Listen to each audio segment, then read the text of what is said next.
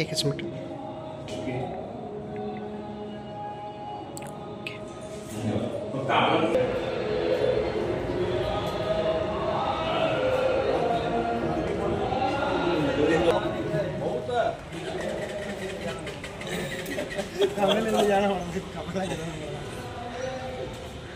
नमस्कार, मी अजित कुलकर्णी, प्रहार जनशक्ती पक्ष शहराध्यक्ष सोलापूर महानगरपालिका संचलित जिजामाता हॉस्पिटल येथे परवा आमचे प्रहार जनशक्ती पक्षाचे पदाधिकारी कार्यकर्ते बागवान यांनी यांच्या पत्नीला प्रसूतीसाठी हॉस्पिटलमध्ये महानगरपालिकेच्या जिजामाता येथे घेऊन गेले असता 11 वाजता तिथं हॉस्पिटलमध्ये त्यांना ॲडमिट करण्यात आलं.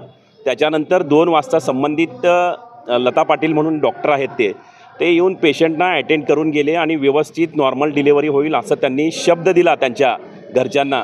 असं असताना 5 ते 5:30च्या दरम्यान अचानकपणे डिलिव्हरी होऊन त्या पेशंटला त्रास होत असताना अचानक तिथं नवजात मुलाचा मृत्यू झाला. त्या मृत्यूस सर्वस्वी जबाबदार आरोग्य अधिकारी आणि संबंधित अधिकारी डॉक्टर जे असतील, लता पाटील मॅडम असतील किंवा संबंधित राखी माने असतील, हे सर्वस्वी त्या गोष्टीसाठी जबाबदार आहेत.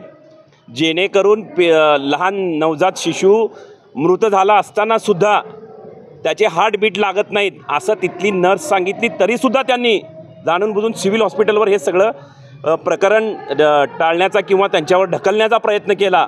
त्याच्यानंतर आम्ही तिथं प्रहार जनशक्ती पक्षाच्या माध्यमातून आंदोलनाचा पवित्रा घेतला असता 4 तासानंतर 8:30 वाजता मॅडम येऊन, संबंधित पोलीस प्रशासनाने येऊन आणि संबंधित आरोग्य अधिकारी येऊन की बाबा यांच्यावर आम्ही 100% कारवाई करू असं आश्वासन दिलं असताना आम्ही तिथं आंदोलन मागे घेतलं. आज महानगरपालिका आयुक्तांना भेटून संबंधित झालेला प्रकार त्यांच्या निदर्शनास किंवा त्यांच्या म्हणजे पत्र देऊन त्यांच्या निदर्शनास आणण्यात आला. जर 8 दिवसाच्या आत संबंधित आरोग्य अधिकारी सोलापूर महानगरपालिकेचे आणि संबंधित डॉक्टर जे असतील लता पाटील मॅडम त्यांच्यावर कारवाई नाही झाली तर फार मोठ्या प्रमाणात प्रहार जनशक्ती पक्ष शेतकरी संघटनेच्या वतीने आम्ही आंदोलन करणार आहोत. धन्यवाद.